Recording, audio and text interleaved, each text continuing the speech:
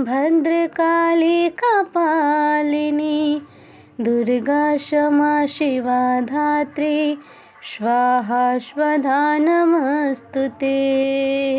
जय माता दी दोस्तों, आप सभी लोगों का स्वागत है हमारे YouTube चैनल में। आज हम बात करने वाले हैं मिथुन राशि वाले जातक का साल 2022 से 2027 तक कैसा रहने वाला है आपका। मेरे प्रिय दर्शक, हम आपको बताएंगे कि आपके 5 साल कैसे रहेंगे, आपका प्रेम संबंध कैसे रहेंगे, आपका करियर कैसा रहेगा, आपको धन का लाभ होगा या धन की हानि। तो आइए हम सबसे पहले बात कर लेते हैं कि आपका सेहत कैसा रहेगा। आपसे अत्यधिक काम की अपेक्षा की जाएगी।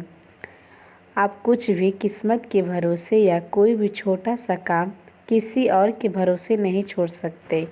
हालांकि अंत में कोई बहुत अच्छी खबर मिलेगी जो आपके प्रयासों की सहायता से संबंधित होगी। आप अभी किसी ऐसी स्थिति से बाहर निकलने की कोशिश कर रहे हैं जिससे बाहर निकलने की हर कोशिश अभी नाकाम साबित हो रही है। लेकिन इसका अर्थ यह बिल्कुल नहीं है कि आप जिम जाना या अच्छा खाना भूल ही जाएं। खुद की अपेक्षाएं थोड़ी सी कम रखें। खुद को असाधारण साबित करने की कोशिश को छोड़कर कुछ बातों पर ईश्वर के ऊपर ही छोड़ दें। आपकी परेशानी कहीं से कम होने का नाम ही नहीं ले रही है। साल आपके लिए स्वास्थ्य की दृष्टि से हल्का ही रहने वाला है। शरीर में ताजगी का अभाव रहेगा। हर समय थकान या किसी अन्य प्रकार की परेशानी का अनुभव होगा आपको। इसी की वजह से यह कि आपकी कुंडली में गर्म स्वभाव वाले मंगल 12वें भाव में स्थित है। इसके अलावा वक्री बुध का होकर गोचर करने से 12वें भाव में आ जाएंगे। दोनों ग्रहों की स्थिति के कारण आपको स्वास्थ्य समस्याओं का सामना करना पड़ सकता है। अगर पहले से कोई समस्या चले आ रही है तो उसमें वृद्धि हो सकती है। आप किसी नेत्र विकार से पीड़ित हो सकते हैं, अनिद्रा से ग्रस्त रह सकते हैं या नींद में व्यवधान हो सकता है। आपको नींद की कमी कई समस्याओं का कारण बन सकती है। चोट लगने की आशंका भी है। इसके अतिरिक्त आपको बुखार और सिर दर्द आदि समस्याएं हो सकती हैं। सेहत को लेकर सतर्क रहने की आवश्यकता है। नींद की समस्या पर विशेष ध्यान देने की ज़रूरत है। ग्रह गोचर का बदलता हुआ स्वरूप इस बात का इशारा कर रहा है कि आपका समय घटना से भरा रहने वाला है।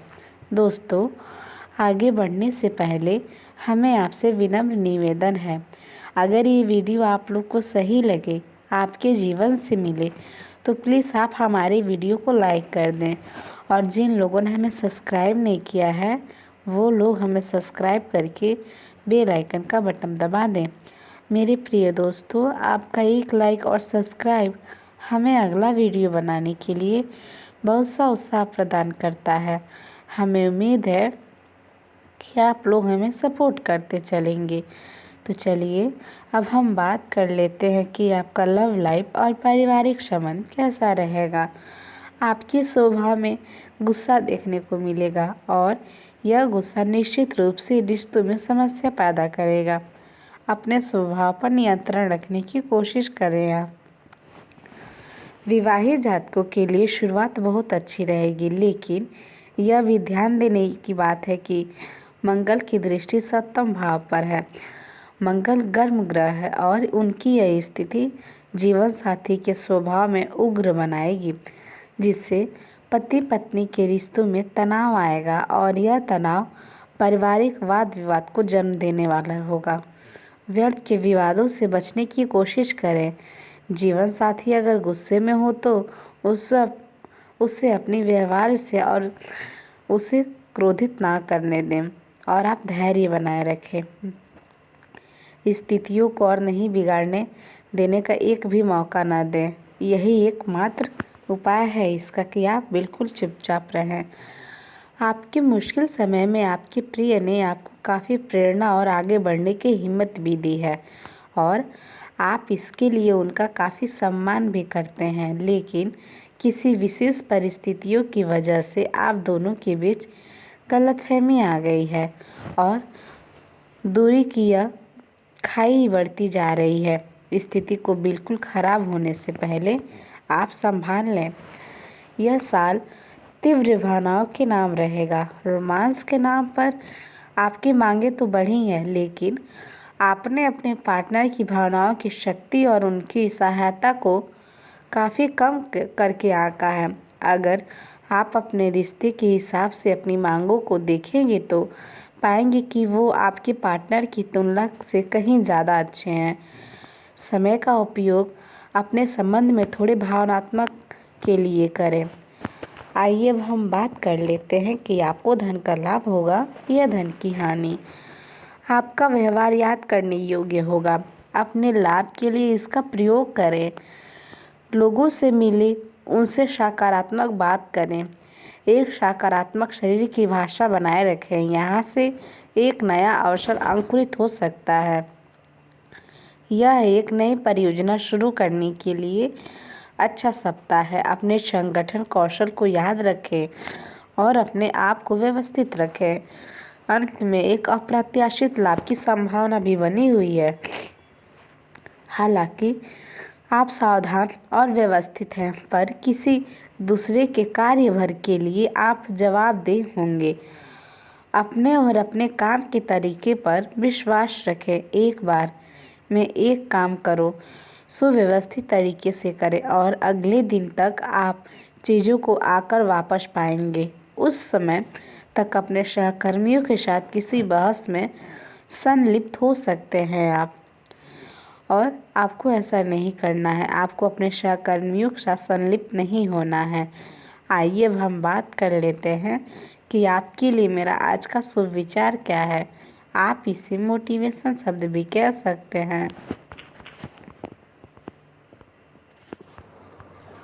आप लोग इसे ध्यानपूर्वक सुनिएगा। हमें उम्मीद है हमारा यह शुभ विचार आपके उदास जीवन में कुछ रंग भर देगा। तो आइए अब हम शुरुआत करते हैं। कल एक झलक ज़िंदगी को देखा। वो राहों पे मेरी गुनगुना रही थी। फिर ढूंढा उसे इधर से उधर। वो आँख मिचौली कर मुस्कुरा रही थी। एक अरसे बाद आया मुझे करार। वो सहला के मुझे सुला रही थी। हम दोनों क्यों खफा हैं एक दूसरे से, मैं उसे और वो मुझे समझा रही थी। मैंने पूछ लिया, क्यों इतना दर्द दिया कमबख्त तूने। वो हंसी और बोली, मैं ज़िंदगी हूँ, तुझे जीना सिखा रही थी। ज़िंदगी में सबसे ज़्यादा दुख दिल टूटने पर नहीं, बल्कि यकीन टूटने पर होता है। एक बार इंसान ने कोयल से कहा, तू काली ना होती तो कितना अच्छा होता। सागर ने कहा, तेरा पानी खरा ना होता तो कितना अच्छा होता।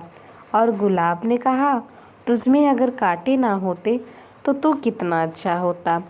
सब तीनों एक साथ बोले, हे इंसान, अगर तुझमें दूसरों की कमियां देखने की आदत ना होती तो तू कितना अच्छा होता।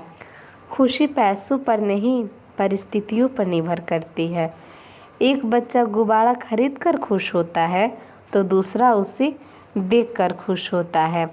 मेरे प्रिय दर्शक, हमें उम्मीद है हमारा ये शुभ विचार आपको काफ़ी पसंद आया होगा। आपका बहुत बहुत धन्यवाद हमारा ये वीडियो देखने के लिए। हम फिर से मिलते हैं अपने नेक्स्ट वीडियो में। तब तक के लिए जय माता दी। आपका दिन शुभ हो।